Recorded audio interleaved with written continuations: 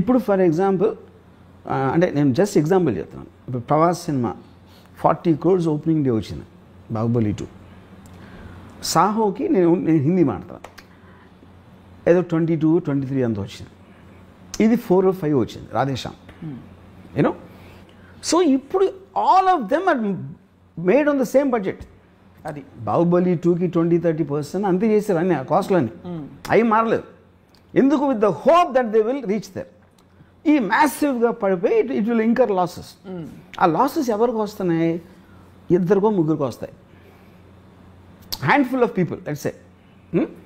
ఎందుకు? వాళ్ళందరూ వాళ్ళు చేసే విజను బాహుబలి కలెక్షన్స్ని బెంచ్ మార్క్ కింద పెట్టి చేసిన బిజినెస్ ఆస్పెక్ట్స్ అవన్నీ. ఓకే, సో ఒక విధంగా చూస్తే ఈ 10 మంది అంటే నీ ఊరికి ఫిగర్స్ పడేస్తున్నా. 300 crores బాహుబలి అని అయింది అంటే 300 crores 2000 crores ఏమో బాహుబలికి వచ్చింది సపోజ్. వీళ్ళేంటి 500-400 కోట్లు పెట్టి 400 అంటే 10 మంది తీసారు అనుకోండి, 4000 కోట్లు. 4000 కోట్లు 3000 కోట్లు పోయినాయి. అప్పుడు రాజమౌళి వలన ఇంత నష్టం వచ్చింది ఇండస్ట్రీకి అంటే చాలామంది నాకు కొంతమంది ప్రొడ్యూసర్స్ ఈ రాజమౌళి నాశనం చేసాడు నా కొడుకు అని బూతులు తిట్టడం. ఎందుకు? వాళ్ళకి అక్కసు. ఇప్పుడు వాడి సినిమా ఆడింది కాబట్టి ఇప్పుడు ఈ ప్రతి డైరెక్టర్ నాకు అది కావాలి, విఎఫ్ఎక్స్ కావాలి, ఈ సబ్జెక్ట్ తీస్తా ఆ సబ్జెక్ట్ తీస్తా అని దొబ్బుతున్నాడు. హీరోలేమో ప్రభాస్ అంత అయినప్పుడు మేమేం తప్పకూడదు అని వాళ్ళు అనుకుంటున్నారు. వీళ్ళిద్దరి కోరికలు తీర్చడానికి ప్రొడ్యూసర్గా మేము చచ్చిపోతున్నాం అన్నారు. అయినా కూడా ఎందుకు తీశారు? వాళ్ళకి ఆశ ఉంది కదా. ఫైనల్గా నేను 500 కోట్లు పెడితే 2000 కోట్లు రావడానికి ఛాన్స్ ఉందని ఆశ ప్రొడ్యూసర్కి మాత్రం ఎందుకు ఉండదు? అది ఓకే, 2000 కాదు, 1000 కాదు, 500 అంటే మీకేంటి ఒక మార్జిన్ అంత పెద్దగా ఉందని ఫీలింగ్ ఉంది, యూనో. ఇంకోటి, మీరు రూమ్లో ఉన్నప్పుడు మీ కథ మీకు బాహుబలి కథ కన్నా బాగుంటుంది, RRR కన్నా బాగుంటుంది. మీరు రూమ్లో ఉన్నప్పుడు అనిపిస్తుంది. మనం ఆ విఎఫ్ఎక్స్ తీసుకొస్తే మనం ఈయన తీసుకొద్దాం, ఫాస్ట్ అండ్ ఫ్యూరియస్ చేసినోడిని, లేకపోతే నో టైమ్ టు డై చేసినోడిని, లేకపోతే అవెంజర్స్ చేసినోడిని. అది మార్చేటప్పటికి వాళ్ళు మొత్తం అంతా అయిపోతుంది అని ఫీలింగ్ వస్తుంది. ఇది కూడా actually it was not like a new thing. Sholay వచ్చినప్పుడు జరిగింది అది. అప్పుడు ఒక చాలా పెద్ద producer, forgot his name, burning train అని తీసాడు ఒక సినిమా. అవును, గుర్తుంది.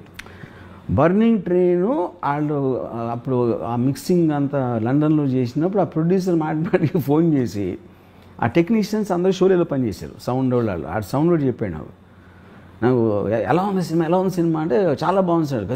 షోలేలాగా ఆడుతుందా, షోలే కానీ ఎక్కువ ఆడుతుందా చెప్పమన్నాడు అండి. అదేమో డిజాస్టర్ అది బర్నింగ్ ట్రైన్ ఫైనల్గా. సో ఇది ఎప్పుడు జరిగింది, not like the first time.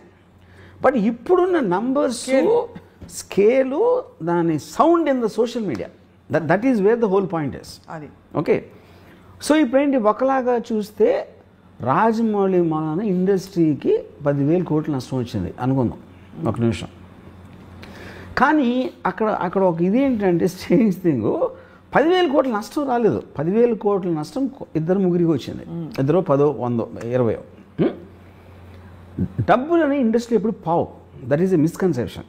ఎవరైనా ఒకటి జేబులో ఇంకోటి జేబులో కాదు.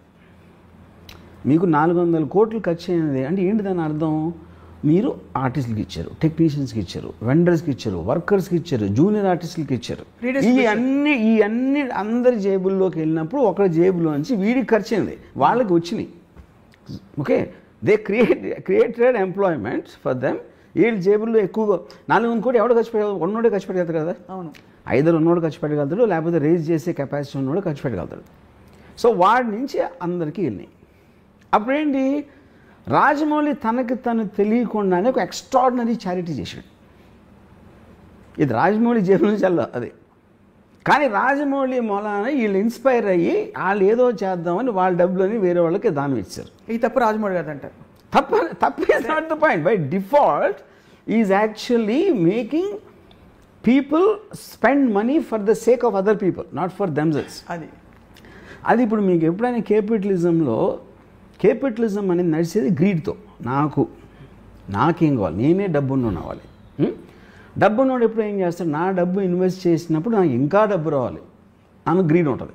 అవును. ఓకే, ఆ గ్రీడ్ తోటి ఒకే సినిమాతో 2,000 కోట్లు కొట్టేద్దాం, 500 కోట్లు ఖర్చు పెడితే 2,000 కోట్లు వచ్చేస్తుంది అనే గ్రీడ్ తోటి ఇన్వెస్ట్ చేశాడు. ఈ 500 400 కోట్లు పోయినాయి అనుకోండి సపోజ్. ఈ 400 కోట్లు వేరే వాళ్ళ దగ్గరికి వెళ్ళి అప్పుడు మంచి జరిగినట్టే కదా. అవును. Which is what the whole point of society. సొసైటీలో ఎంతో కొంత సమానత్వం ఉండాలి, ఒకే ఒక్కరి దగ్గర ఉండిపోకూడదు. Money should not be concentrated on a few people అనేది ఒక బిలీఫ్ సిస్టమ్ ఉంది. మీకు అప్పుడు ట్రికల్ డౌన్ ఎకానమీలో వాళ్ళ ఇన్వెస్ట్మెంట్లో వస్తూ ఉంటుంది అలా కిందకి. అది తప్పకుండా. సో అప్పుడు దాన్ని ఫెసిలిటేట్ చేసినవాడు రాజమౌళి. సో రాజమౌళి మూలాన ప్రొడ్యూసర్ రోడ్డు మీదకి వచ్చేసే వాళ్ళు ఉన్నారు, కానీ వర్కర్లు టెక్నీషియన్స్ వాళ్ళందరూ చాలా రిచ్ అయిపోతారు. ఇప్పుడు ఇన్ని మీకు విఎఫ్ఎక్స్ స్టూడియోస్ కానీ ఇది అది అన్నీ వచ్చేసింది దేని మూలాన? Because of this Rajamouli. So అది తను కావాలని చేస్తున్నాడా అది పాయింట్ కాదు. ఇప్పుడు ఎప్పుడైనా మీరు ఈవెన్ ఒక ఎనీ పర్సన్ అతనికి ఉన్న యాటిట్యూడ్ అతను చేసిన దాని గురించి మీకు సైడ్ ఎఫెక్ట్స్ లాగా వస్తాయి, కానీ ఆ టార్గెట్ రాజమౌళికి ఉంటుందని నేను అంటలా. That is not the point. But by default he's working for the welfare of the people in a strange way. So ఒక ఆల్మోస్ట్ ఒక రాబిన్ హుడ్ లాగా.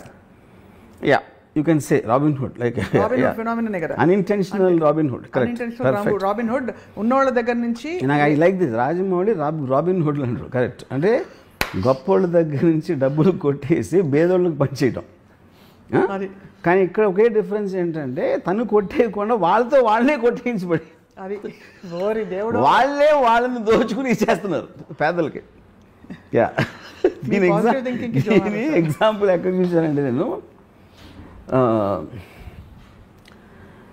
Yeah it's point. ఇప్పుడు నానా పాటేకర్ ఒక అలవాటు ఉండదు ఆయనకి, ఏదో ఒక బాబా ఏదో సమ్ కైండ్ ఆఫ్ ఏ ఒక ఆశ్రమం, బాబా అంతే హిజ్ నేమ్ ఇస్. రెమ్యునరేషను నానా పాటేకర్ 4 కోట్లు తీసుకుంటే 2 కోట్లు ఆ ఆశ్రమంకి ఇవ్వాలి. ఇది ప్రొడ్యూసర్. ఓకే, అప్పుడు ఏం చేస్తాడు నానా పాటేకరు? ఆ 2 కోట్లు ప్రొడ్యూసర్ ఇప్పిస్తాడు. నేను ఇస్తానని చెప్పట్లా, నాకు 2 కోట్లు చెక్కు, 2 కోట్లు దానికి ఇమ్మంటాడు. ఓకే, అప్పుడు నానా పాటేకర్ కావాలి. నానా పాటేకర్ 2 కోట్ల 4 కోట్ల పాయింట్ కాదు అది. ఈ 4 కోట్లు ఒప్పుకుంటే ఆడు ఎవరెవరికి ఇమ్మంటే అడిగేస్తాడు. అవును. నానా పాటేకర్ ఉద్దేశం ఏంటంటే ఈళ్ళలో గిల్ట్ తెప్పించాలని. అతనే ఇప్పిస్తే దీన్ని నేర్చుకుని ఇంకో 10 మంది చేస్తారని. అప్పుడు అప్పుడు ఏంటి ఇంకోటి ఏంటంటే Rajamouli one of the biggest, అంటే తనకున్న ఒక డేంజరస్ వెపన్ ఏంటంటే సైలెన్స్. అవును, అంతేగా. అప్పుడు తను చెప్పడు ఎప్పుడు ఏమి చేస్తే అసలు సినిమా హిట్ అవుతుంది, సినిమా హిట్ అవ్వటానికి రహస్యం ఏంటని చెప్పడు. అని ఫస్ట్ ఆఫ్ తను చెప్పాల్సిన అవసరం లేదు, అది వేరే విషయం. అప్పుడు ఏమవుతుందంటే తను చెప్పకపోయేసరికి వీళ్ళు ఊహించుకోవడానికి ఛాన్స్ ఉంటుంది. వీళ్ళు రకరకాలుగా ఊహించుకుంటారు. ఇప్పుడు ఫర్ ఎగ్జాంపుల్ నేను ఎప్పుడైనా రాజమౌళితో మాట్లాడినప్పుడు మెసేజ్ ఏదో నేను అడుగుతాను క్వశ్చన్, దానికి తను ఏదో చెప్తాడు. ఇప్పుడు నేను బాహుబలి సినిమాలో ఎంత విజువల్ గ్రాండియర్ ఉన్నా, ఎంత ఎక్స్ట్రాడినరీ విఎఫ్ఎక్స్ ఉన్నా కూడా ఫైనల్గా బ్లడ్ అండ్ స్వెట్ ఉంటుంది. That is the relatable factor. ఒక హ్యూమన్ బీయింగ్కి రిలేటబిలిటీ ఫ్యాక్టర్. ప్రభాస్ దెబ్బలాడుతున్నప్పుడు అతను చెమట లేకపోతే కొట్టినప్పుడు రక్తం, ఆ ఆస్పెక్ట్లో మీకు ఆ ప్రభాస్ క్యారెక్టర్కి విపరీతంగా మనం కనెక్ట్ అయిపోతాం దాంట్లో. అది ఇప్పుడు మీరు విఎఫ్ఎక్స్ ఇప్పుడు ఈ రాధేశ్యామ్లో కానీ లేకపోతే మన ఆదిపురుష్ టీజర్లో you don't find that. That is the reason మీకు ఒక సడన్గా ఒక నెగిటివ్ ఫీడ్బ్యాక్ వచ్చేస్తుంది. అవును. ఇప్పుడు ఒక అమ్మాయి థియేటర్లో కూర్చుంటే she can fall in love with Prabhas in Baahubali. I don't think she will do that same in ఇప్పుడు చెప్పిన సినిమాలు ఆదిపురుష్. సో ఆ కైండ్ ఆఫ్ కొన్ని ఆస్పెక్ట్స్ అనేది మీకు పర్సనల్గా ఉంటాయి. ఇప్పుడు తను సైలెంట్గా వెళ్ళిపోయినప్పుడు వీళ్ళందరూ వీళ్ళు ఊహించుకొని వీళ్ళు తీసేసి ఇది జరుగుతుంది. కానీ దీని వల్ల సినిమాలు తీయటం మానేస్తున్నారా, ఇంతంత నష్టాలు వస్తున్నాయని ఎవరు చేయట్లా. ఎందుకంటే ఆల్రెడీ తను బెంచ్ మార్క్ చూపించడం ఉంది. You can't erase that fact. ఏ మంచి సినిమా వస్తే 2,000 చేయొచ్చు, 3,000 చేయొచ్చు అనేది చూపించేసాడు కాబట్టి అది ఫ్యాక్ట్ ఆఫ్ ద మ్యాటర్. దాన్ని మీరు ఏం చేయలేరు.